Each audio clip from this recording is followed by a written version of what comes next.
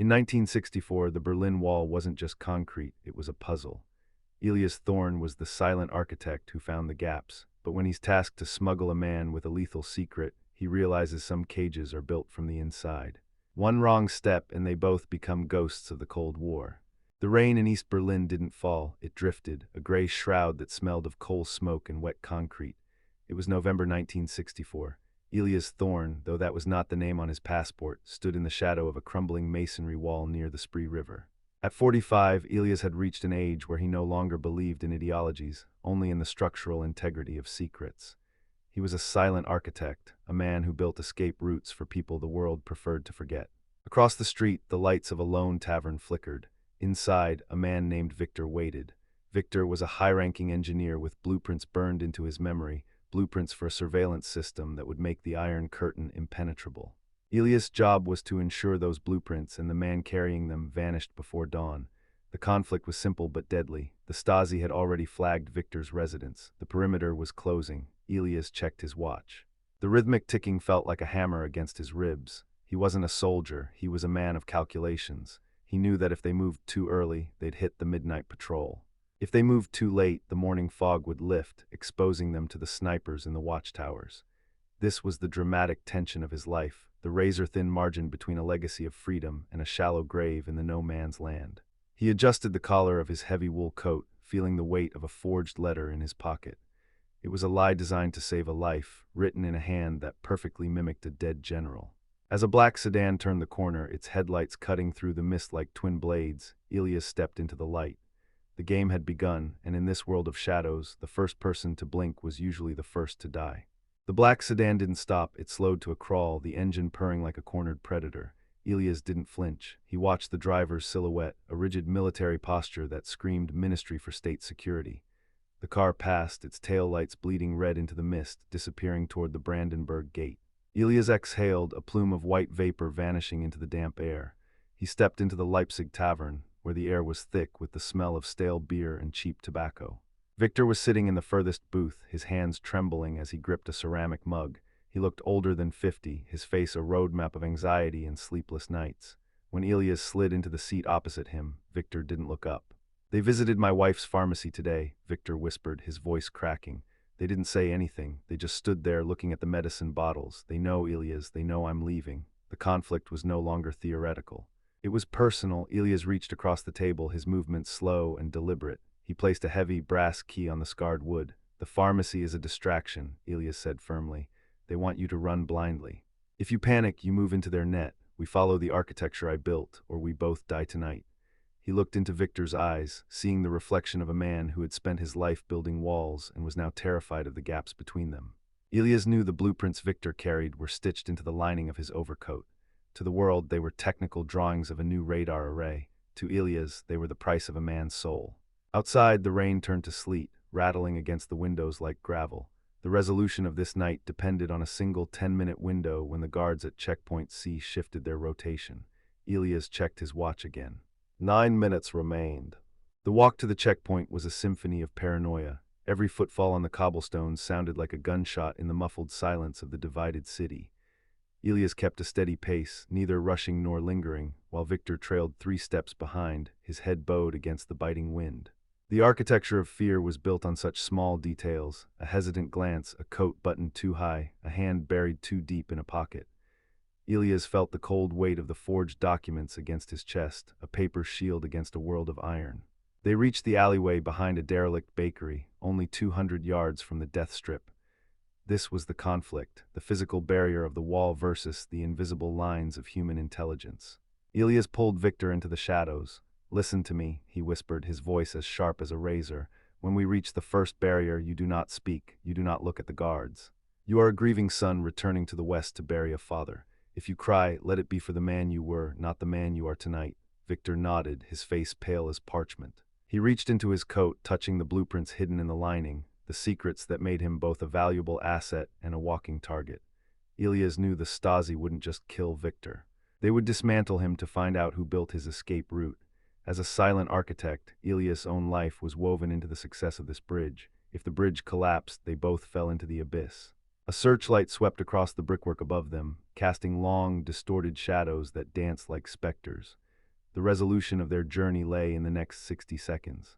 Elias stepped out first, his face a mask of weary indifference, the perfect disguise for a man who traded in the lives of others. At the first gate, the air was thick with the smell of diesel and ozone. A young guard, barely 20, held out a gloved hand for their papers. Elias handed over the passports with a practiced flick of the wrist. He watched the guard's eyes, a mix of boredom and cold authority. This was the moment where the silent architect earned his name. Elias began to speak, not in German, but in a heavy, bureaucratic dialect of a mid-level official, complaining about the delay and the late-night logistics of the funeral transport. The guard hesitated. He looked at Victor, who was trembling just enough to look like a man consumed by grief. The conflict hung in the balance. The guard's training told him to be suspicious, but Elias' confidence provided a path of least resistance. "The sector is closed for civilian transit after midnight," the guard muttered, flipping through the forged stamps. Elias leaned in closer, his voice dropping to a conspiratorial hum. "The colonel in Sector 4 is waiting for the confirmation of the plot.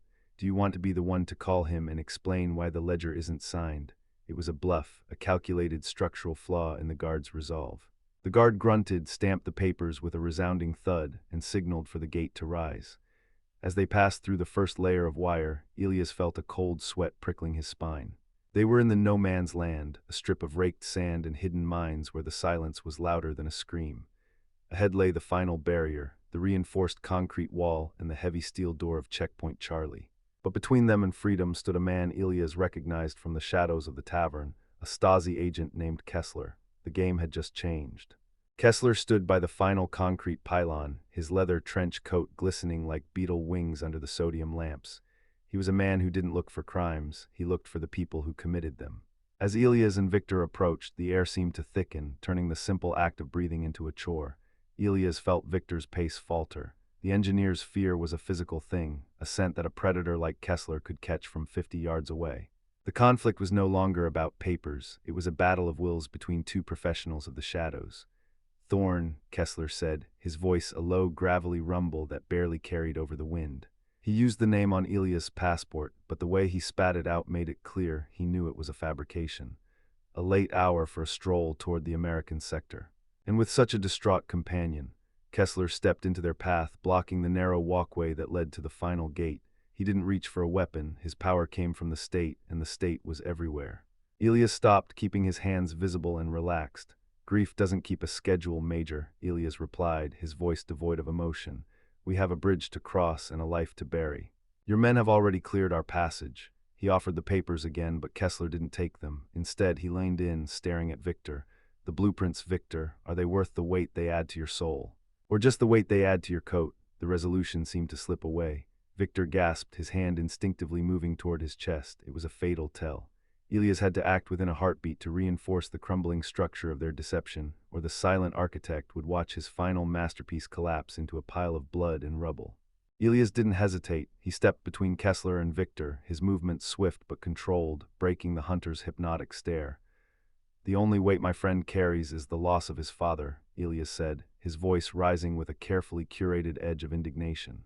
"If you wish to interrogate a man in mourning, do it in the light of your office, not in the mud of the border. Or perhaps you prefer I mention this delay to the trade delegation waiting for us on the other side." The bluff was a gamble on the internal friction of the Soviet bureaucracy. Kessler narrowed his eyes, calculating the risk. In this world, a mistake in protocol could be as deadly as a bullet.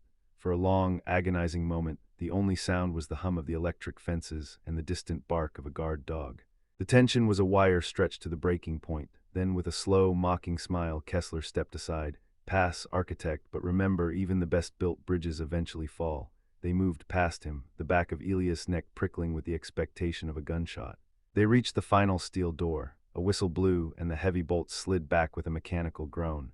They stepped through the threshold, leaving the gray, suffocating grip of the east for the neon-blurred uncertainty of the west. But as they crossed the line, Elias noticed something that chilled his blood, a small, red chalk mark on the doorframe. It was a mark of the Judas.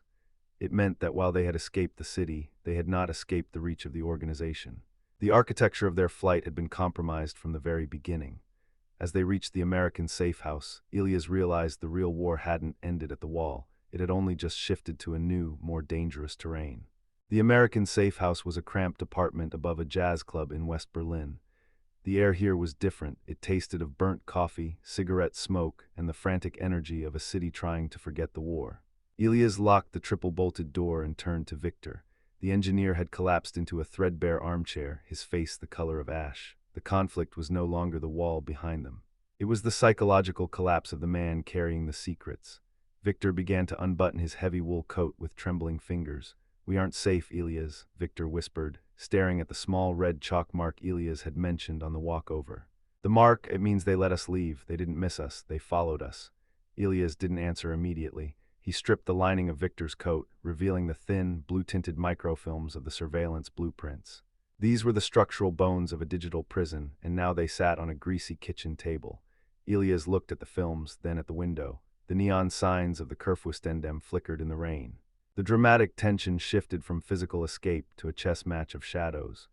Elias knew that if the Stasi let them cross, it was because the blueprints were either a plant or a homing beacon.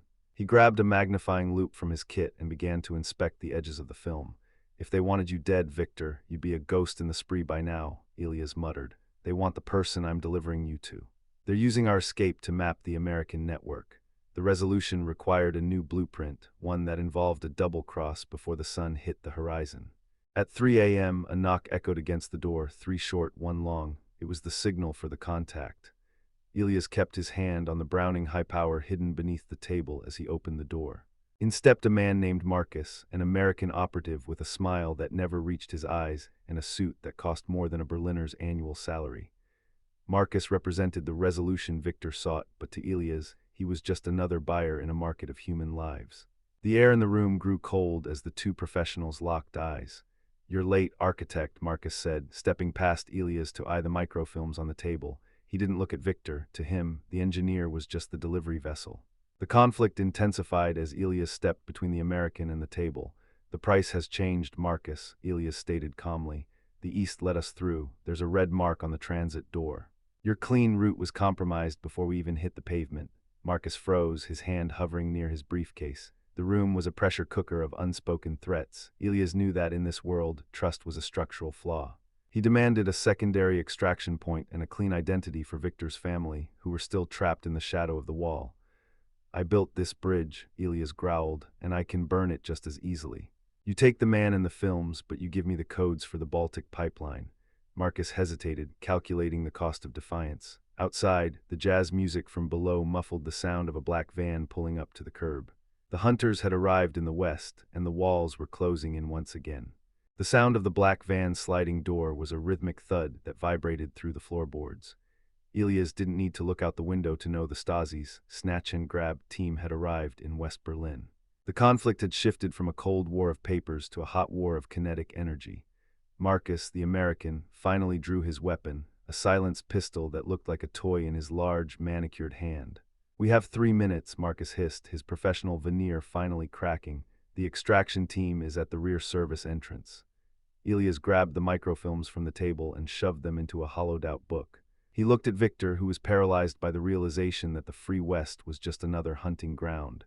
"Stand up, Victor," Elias commanded, his voice a pillar of cold iron. "The architecture of this room is a death trap." We moved through the ventilation shafts to the neighboring building. It was a classic silent architect maneuver, using the structural flaws of old European masonry to create a path where none existed. The dramatic tension peaked as a heavy boot kicked the front door. The wood splintered and a flashbang grenade rolled across the hardwood floor. Elias didn't wait for the detonation. He shoved Victor into the narrow crawlspace behind the kitchen pantry. The world turned into a white-hot scream of light and noise. As the smoke filled the apartment, Elias felt the familiar rush of adrenaline. He wasn't just a builder of routes anymore. He was a ghost navigating the skeletal remains of a city that refused to sleep. The air on the rooftop was freezing, a sharp contrast to the sulfurous heat of the apartment below. Elias led Victor across the slick, rain-drenched tiles, their silhouettes jagged against the glowing neon of the city. Behind them, the muffled sounds of suppressed gunfire echoed through the stairwell. Marcus was nowhere to be seen. Either he had escaped or he was the first casualty of the night's failed resolution. The conflict was now a vertical pursuit. Kessler, the Stasi hunter, emerged from the roof hatch 50 feet away. "You're running out of roof, Thorne," Kessler shouted over the wind. He held a Makarov pistol leveled at Elias' chest. The hunter had followed them through the smoke, a bloodhound who refused to lose the scent. Elias stopped at the very edge of the building, the drop to the street below a dizzying 5-story plunge. He held the hollowed-out book over the ledge. One more step, Kessler, and the blueprints become confetti in the wind, Elias countered. This was the ultimate structural gamble, the value of the secret versus the life of the architect. Kessler paused, his eyes darting between the book and Victor. The blueprints were the only reason any of them were still breathing. In this moment, the architecture of the entire Cold War felt as fragile as the wet paper in Elias' hand. "You think the Americans will protect you," Kessler sneered. "To them, you're just a disposable tool." Elias smiled, a grim, tired expression. "I don't work for them," he whispered.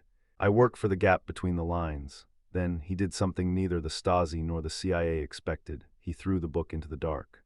The book tumbled through the freezing night air, its pages fluttering like the wings of a dying bird. Kessler's professional composure shattered. He lunged toward the ledge, his pistol momentarily forgotten in the frantic need to secure the microfilms. This was the opening Elias had built into his mental blueprint. As Kessler leaned over the precipice, Elias didn't strike with a weapon, he struck with the weight of the architecture itself. He shoved a heavy cast-iron ventilation cover into the path of the Stasi agent's feet. Kessler stumbled, his boots skidding on the slick, rain-soaked zinc of the roof. The conflict shifted from a standoff to a desperate scramble for survival. Victor let out a strangled cry as Elias grabbed him by the harness of his coat, swinging him toward the neighboring building's fire escape. It was a leap of faith across a 6-foot chasm of shadows. Below them, the book didn't hit the pavement. It landed in the open bed of a passing laundry truck, a prearranged dead drop that Elias had timed to the second. The dramatic tension peaked as Elias followed Victor across the gap, his fingers clawing at the rusted iron of the fire escape. Behind them, Kessler recovered, firing a single shot that sparked against the brickwork inches from Elias' head. "The blueprints are gone, Major," Elias shouted into the wind. "The information is already in the slipstream of the city." The resolution was a chaotic descent through the back alleys of the wedding district, leaving the hunter stranded on a rooftop, clutching at nothing but the cold Berlin fog. They disappeared into the U-Bahn tunnels, the subterranean veins of a city divided but still pulsing. The air here was warm and smelled of ozone and damp wool. Elias led Victor through a maintenance hatch that most transit workers didn't even know existed. At 45, Elias' joints ached from the rooftop sprint, but his mind remained a sharp, calculating machine. He was the silent architect because he knew that the best escape routes weren't built with bricks, but with the ignored spaces of the urban landscape. Victor slumped against a soot-stained wall, his breath coming in ragged gasps. "The laundry truck, where's it going?" he asked, his voice echoing in the tunnel. The conflict was now about the destination of the secret they had risked everything to move. Elias checked a small, hand-drawn map. "The truck is a diversion, Victor. The book you saw me throw was filled with blank sheets of vellum. The real microfilms are still with us." He reached into the hollowed-out heel of his own boot, pulling out the shimmering blue strips. The dramatic tension returned with a cold realization. The Stasi would eventually find the empty book and realize they had been played. The resolution required them to reach the Tempelhof airbase before dawn, but the tunnels were being watched. A distant vibration on the tracks signaled a train approaching, not a civilian transport, but a ghost train used by the military. Elias signaled for Victor to flatten himself against the masonry. In the flickering light of the tunnel, Elias saw a new name scrawled on the wall in fresh paint: Icarus. The vibrations in the steel rails grew into a deafening roar that swallowed the sound of Victor's ragged breathing. A ghost train, an unmarked military transport, thundered through the tunnel, its gray carriages blurred by speed and grime. Elias pressed his back against the damp brickwork, feeling the heat of the engine as it passed inches from his chest. The conflict was no longer just about the Stasi, it was about the crushing weight of two empires colliding in the dark. The train didn't stop at the platform, it was a phantom moving between sectors. As the last car vanished into the gloom, a heavy silence returned, broken only by the drip of groundwater. Elias looked at the Icarus graffiti again. It wasn't just a name, it was a signal. In the architecture of espionage, Icarus meant the extraction point had been moved to the high ground. "The tunnels are compromised, Victor," Elias said, his voice a low rasp. "Kessler didn't just follow us, he anticipated the subterranean route. We have to go up, into the skeletal remains of the old Anhalter station." The dramatic tension shifted back to the surface. Victor looked at his hands, the hands of an engineer who had built a digital cage and was now being hunted by it.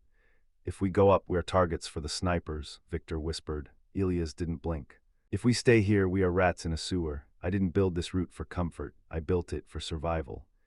The resolution required a vertical ascent through a ventilation shaft that hadn't been opened since the bombings of 1945. Elias reached for a rusted iron ladder. The climb was a grueling test of sinew and bone. Each rung of the ladder groaned under their weight, shedding flakes of orange rust that stung Elias' eyes. When they finally emerged, they weren't in a building, but in a ruin. The Anhalter station stood like a hollowed-out ribcage against the charcoal sky of Berlin. The conflict was visual and visceral, the grandeur of the past versus the desolation of the present. Elias scanned the horizon. The Tempelhof airbase was visible in the distance, its hangars glowing like embers. "We have to cross the open marshalling yards," Elias noted, checking the sweep of the searchlights from the nearby perimeter wall. The dramatic tension was a physical pressure in the air. Every 10 seconds, a beam of light cut through the ruins, illuminating the jagged masonry and the skeletons of burnt-out freight cars. To reach the Resolution, the American transport plane, they had to navigate a landscape where shadows were their only armor. Elias pulled a coil of black nylon rope from his pack. He tied the rope to a reinforced rebar pillar. "We don't walk across the yard, Victor. We traverse the overhead crane rails." It was a daring structural gamble. The cranes were rusted relics of the industrial age, suspended 40 feet above the ground. If a guard looked up, they were finished. But Elias knew the psychology of the sentry. They always looked at the ground, at the shadows, at the corners. They rarely looked at the sky. As Elias stepped onto the narrow steel beam, he felt the wind whip through his coat. The silent architect was now a tightrope walker. The wind atop the crane rails was a predatory howl, tugging at Elias' wool coat as if trying to pull him into the dark. Below them, the marshalling yards were a grid of silver tracks and deep shadows where death waited in a green uniform. Elias moved with a rhythmic precision, his boots finding grip on the pitted steel. Behind him, Victor was a silhouette of pure terror, crawling on all fours, his fingers bleeding where the rusted metal bit into his skin. The conflict was a test of physical limits against the ticking clock of the morning patrol. "Don't look down, Victor," Elias commanded, his voice barely a whisper against the gale. "Focus on the geometry of the next 3 feet. That is the only world that exists." The dramatic tension peaked when a searchlight from the perimeter began a slow, mechanical sweep toward their position. The beam crawled across the yard, turning the rusted train cars into skeletal remains. If the light hit the crane, their shadows would be projected against the station wall like giant puppets. Elias froze, pressing his body flat against the cold girder. The resolution of this moment depended on the silent architect's knowledge of the searchlight's blind spot, a structural flaw in the tower's rotation. For 5 agonizing seconds, the light bathed the steel inches below them, reflecting off the damp metal. Victor's breathing was a frantic hitch in the silence. Then the beam moved on. Elias exhaled, the iron taste of adrenaline filling his mouth. They had reached the end of the rail. Ahead lay the final descent into the gray zone, the disputed territory bordering the airfield. They dropped from the crane into a pile of coal dust, the black soot muffling their landing but staining their clothes like a mark of guilt. They were now in the gray zone, a patch of wasteland where the city's plumbing and power lines converged before crossing the border. The architecture here was a nightmare of tangled pipes and concrete bunkers. The conflict was the invisible boundary. They were no longer in the east, but they weren't yet in the safety of the American base. They were in the architect's gap. Elias checked his compass. The magnetic needle spun wildly, affected by the massive underground power cables. "The electronics in your pocket, Victor, the microfilms," Elias whispered. "The magnetic field here could wipe them if we stay too long." The dramatic tension shifted from the fear of being seen to the fear of losing the very prize they were protecting. Victor clutched his chest, realizing the blueprints for the surveillance state were being threatened by the city's own electrical heart. It was a poetic, dangerous irony. A sudden flash of light illuminated the fog, not a searchlight, but a flare. Red, the signal for a border breach. The Stasi had found the empty book in the laundry truck and had deduced the vertical route. The Resolution required a desperate sprint through a drainage pipe that led directly under the Tempelhof fences. But as they approached the pipe's entrance, a figure stepped out of the steam. It wasn't Kessler this time. It was a woman holding a briefcase and a silenced submachine gun. "Thorne," she said, her accent British, "you're off your designated path." The woman stood with the casual grace of someone who had spent her life in the company of danger. Her name was Claire, an operative from a department that officially didn't exist. The conflict was no longer a simple race. It was a jurisdictional nightmare. "The Americans sent Marcus to buy you, but the British prefer to protect the asset," Claire said, her voice cutting through the hiss of the steam pipes. She didn't point the gun at Elias, but it remained leveled at the space between him and Victor. The dramatic tension was palpable. Elias knew that in the architecture of the Cold War, the Allies were often as divided as the city itself. The asset is the man, not just the film, Claire, Elias countered, stepping forward to shield Victor. If you take him to the British sector, the Stasi will burn the safe house before the tea is cold. My route leads to Tempelhof for a reason. The sky is the only way out that they can't block with a tank. He watched her eyes. They were calculating, weighing the value of a partnership against the glory of a solo capture. The resolution of this standoff was interrupted by the distant, rhythmic thumping of heavy boots on concrete. The Stasi snatched team was closing in on the drainage entrance. The gray zone was shrinking. Claire lowered the muzzle of her weapon slightly. The Americans have a leak, Thorne. That's why Kessler found you on the roof, she whispered. If you go to the airbase, you're walking into a trap set by your own buyers. The architecture of trust had completely collapsed, leaving Elias and Victor standing in a crossfire of secrets and steam. The revelation hit Elias like a physical blow. A leak in the American network meant every safe house was a tomb, and every contact was a potential executioner. The conflict had evolved. They were being hunted by the East and betrayed by the West. Victor looked from Elias to Claire, his eyes wide with the realization that he was a currency being devalued by the minute. "Who is the lake?" Elias demanded, his hand tightening on the grip of his pistol. Claire stepped closer, the steam curling around her like a ghost. "It doesn't matter who it is, it matters where they are waiting. They expect you at Hangar 4. The dramatic tension was a suffocating shroud. Elias had built his entire career on the integrity of his blueprints, but he hadn't accounted for a flaw in the foundation of the Allied command. To save Victor and the secrets that could prevent a total surveillance state, he had to redesign the resolution on the fly. He had to use the one path that no one, not even the British, had mapped. "The sewer main," Elias muttered, looking at a rusted manhole cover beneath a stack of discarded crates. "It runs beneath the runway and exits in the civilian graveyard outside the perimeter." It was a foul, dangerous, and undignified route, the ultimate structural failure of a grand escape. But it was the only space left in the city that wasn't monitored by a mole or a major. Claire hesitated, then nodded. "I'll draw their fire toward the hangar," she said. "But if you don't make it to the graveyard by 5 o'clock, I'm authorized to ensure those blueprints never leave Berlin." The manhole cover groaned as Elias pried it open, releasing a thick, humid stench of rot and industrial chemicals. This was the basement of the world, the final structural layer of Berlin. The conflict was no longer against men with guns, but against the environment itself.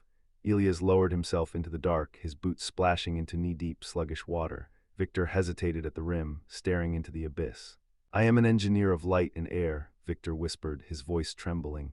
"I cannot go down there." Elias reached up and grabbed Victor by the collar, pulling him down with a strength born of desperation. "The light is where they kill you, Victor. The air is where they find you. Down here, you are just another piece of debris." The dramatic tension intensified as they began to wade through the narrow brick tunnel.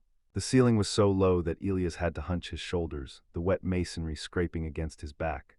Above them, they could hear the muffled roar of aircraft engines, the sound of the very escape they were now avoiding.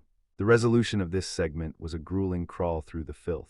Elias kept his hand on the wall, feeling for the rhythmic pulse of the city's machinery.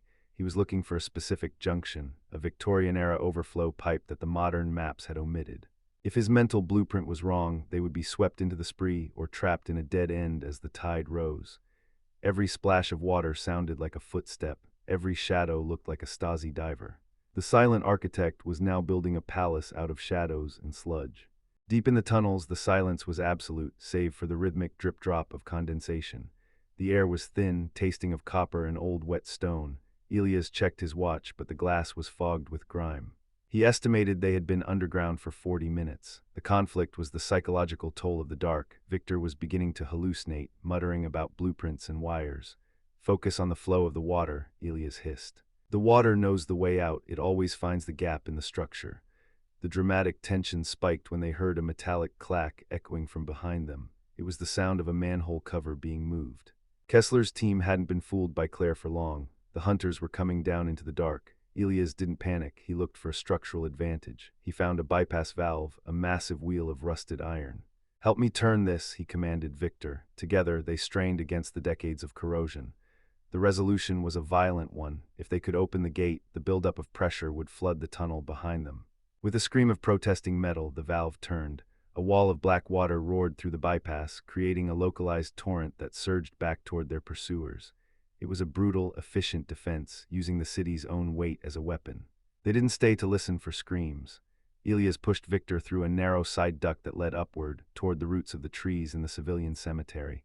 They were rising from the grave, but the world waiting above was still cold, still divided, and still very much aware of their presence. They emerged into the graveyard like ghosts clawing their way back to the living. The manhole was hidden beneath the sprawling roots of a centuries-old oak tree, its branches skeletal against the pre-dawn sky. The air was sweet and freezing, a violent contrast to the sulphurous tomb they had just escaped. The conflict was now one of visibility. The civilian cemetery sat just outside the Tempelhof perimeter, a no-man's land of marble angels and cracked headstones. Elias pulled Victor behind a granite mausoleum as a spotlight from the airbase swept over the graves. "We have 20 minutes until the sun breaks the horizon," Elias whispered, wiping the grime from his eyes. The dramatic tension was focused on the boundary line, a chain-link fence topped with concertina wire that separated the dead from the runway where a C-47 stood waiting. Victor was shivering uncontrollably, the wet filth on his clothes turning into a layer of ice. He clutched the microfilms as if they were the only thing keeping him tethered to the earth. "Elias," he croaked, "the Americans. If Marcus is the leak, they won't let us board that plane." The resolution required a final, daring architectural bypass. Elias looked at the fence, then at the heavy electrical transformer box nearby. He wasn't going to cut the wire, he was going to overload the grid. "I'm not taking you to Marcus," Elias said, his gaze fixed on the perimeter. "I'm taking you to the pilot. Pilots are men of physics, not politics. If we reach the wheels, we reach the world." He began to strip the copper wiring from a discarded lamp he'd found in the cemetery's potting shed. The plan was a masterstroke of structural sabotage. Elias attached the copper lead to the cemetery's main power line and tossed the other end over the electrified perimeter fence. The conflict was instantaneous. A blinding arc of blue sparks erupted as the two systems clashed. The surge of current traveled back to the airbase's local substation, plunging the eastern corner of the runway into sudden, total darkness. The searchlights flickered and died, the dramatic tension exploded into action. "Run," Elias shouted, grabbing Victor by the arm. They scrambled over the now-dead fence, the wire tearing at their coats. They were on the tarmac now, a vast, flat expanse of concrete where every shadow was an enemy. In the distance, the engines of the C-47 began to whine, a mechanical scream that signaled imminent departure. Behind them, through the hole in the power grid, Elias saw the headlights of 3 vehicles screaming across the graveyard. Kessler had found the manhole. The resolution was a race against the light. The blackness Elias had created was fading as the base's emergency generators began to hum to life. "Wait," a voice boomed from the darkness ahead. It was Marcus, standing near the plane's boarding stairs, silhouetted by the glowing cockpit. He held a flare gun in one hand and a radio in the other. The conflict reached its boiling point. Was he the leak or was he the savior? Elias didn't stop, he didn't slow down. He knew that in a world built on lies, the only truth was momentum. He reached into his pocket, not for a gun, but for the one piece of evidence that could break the American, the red chalk he'd scraped off the door. Elias stopped 10 paces from Marcus, the C-47's propellers creating a hurricane of noise and dust around them. The dramatic tension was a physical wall. Marcus looked at the 2 mud-caked men with a mixture of relief and predatory hunger. "Give me the films, Thorne," Marcus shouted over the engine roar. "The Stasi are through the fence. We leave now or we don't leave at all." The conflict reached its psychological peak as Elias held out his hand, palm up. Instead of the microfilms, he revealed the shard of red chalk he had recovered from the safe-house door. Marcus's eyes flickered for a fraction of a second, a structural flaw in his composure. "You marked the door, Marcus," Elias said, his voice carrying through the wind like a death sentence. "The Stasi didn't find us, you invited them. You needed the escape to look real so Victor would trust you once you reached Langley. You weren't the buyer, you were the middleman for a double sale." The resolution of their partnership was instantaneous. Marcus reached for his shoulder holster, but the architecture of the moment had already shifted. From the shadows of the aircraft's landing gear, a new figure emerged. It was the British operative, Claire. She hadn't stayed in the gray zone.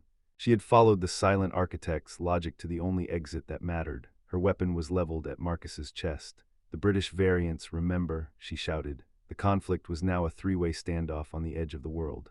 Behind them, the first Stasi vehicle slammed through the perimeter gate, its headlights cutting through the darkness like the eyes of a vengeful god. The Stasi jeep skidded to a halt 50 yards away, and Kessler stepped out, his face a mask of cold fury. The conflict had converged into a single point in space and time. "Nobody moves," Kessler yelled, but his voice was swallowed by the screaming turbines. The dramatic tension was absolute. Marcus was trapped between Elias' accusation, Claire's gun, and Kessler's arrival. He realized his double game was over. In a desperate bid for a new resolution, Marcus fired his flare gun into the sky, signaling the base security to intervene. The white phosphorus flare turned the night into a terrifying, artificial day.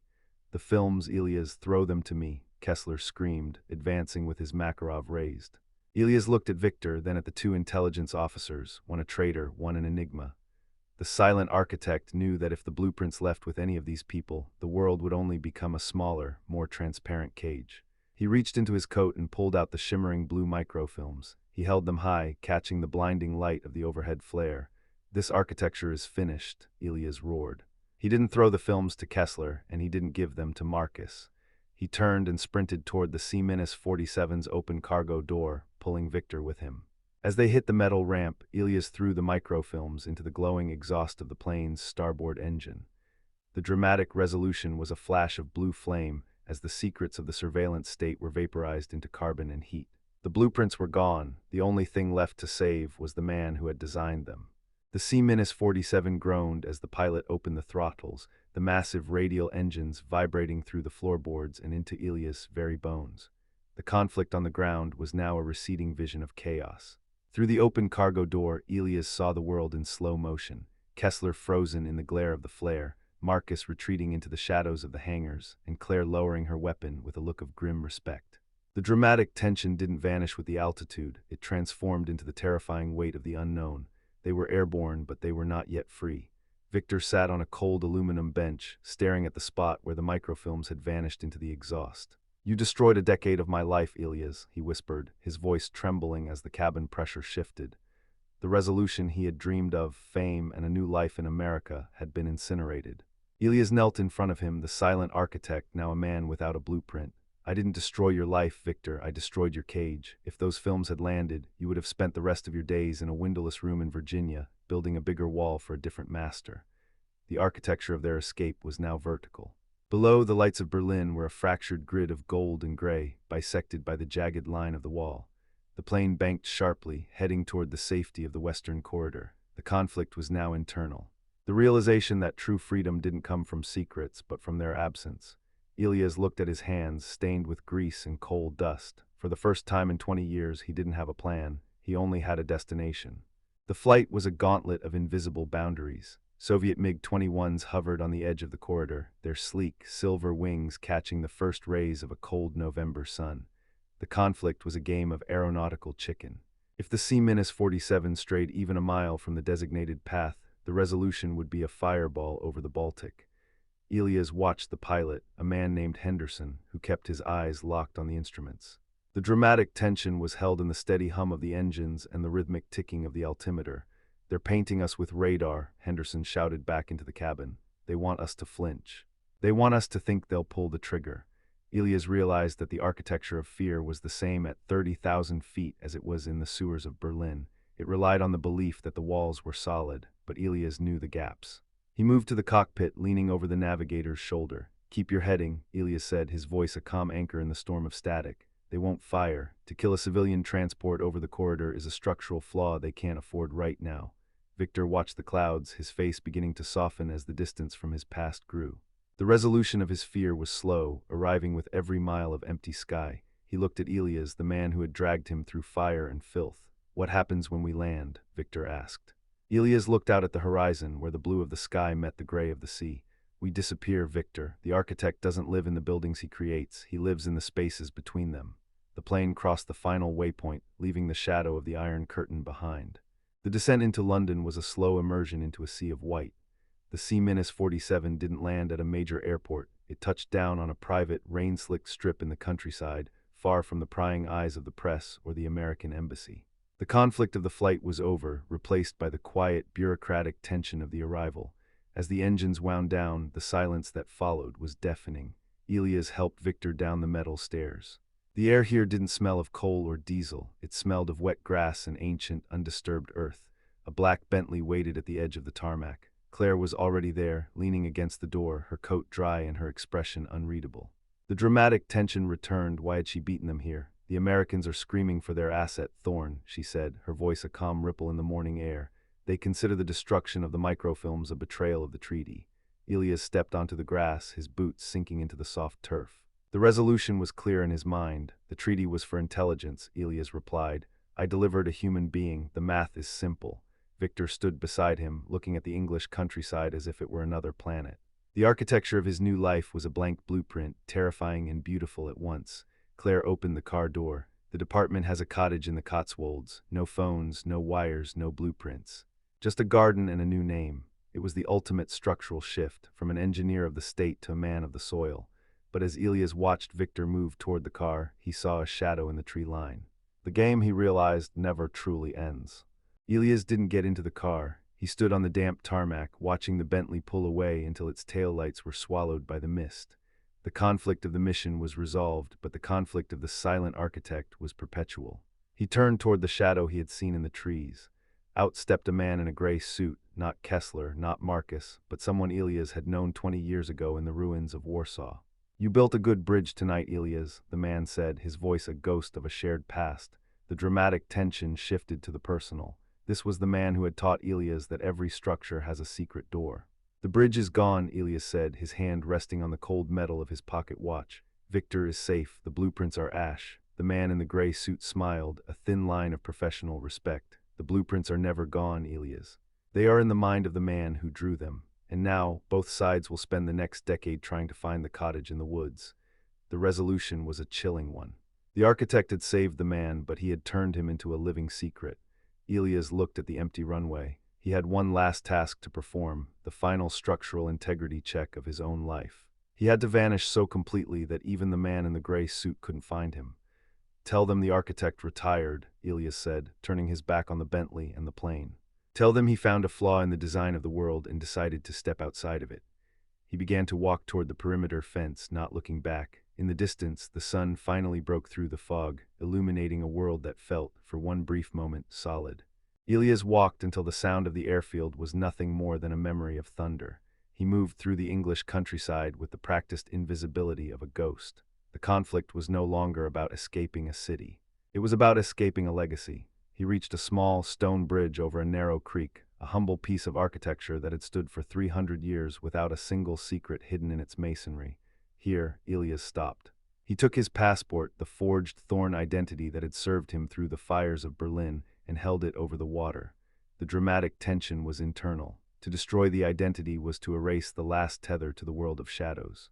As the paper touched the water and began to dissolve, Elias felt a strange lightness.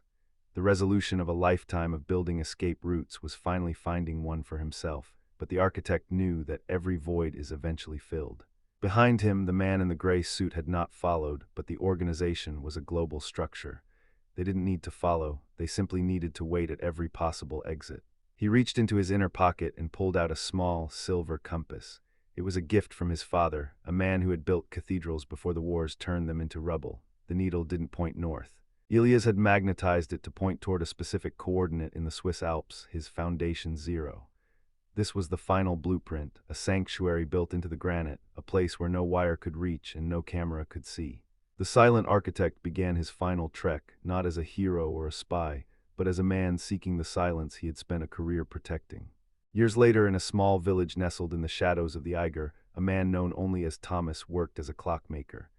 He was a man of precision, of gears and springs, of structures that lived in the palm of a hand.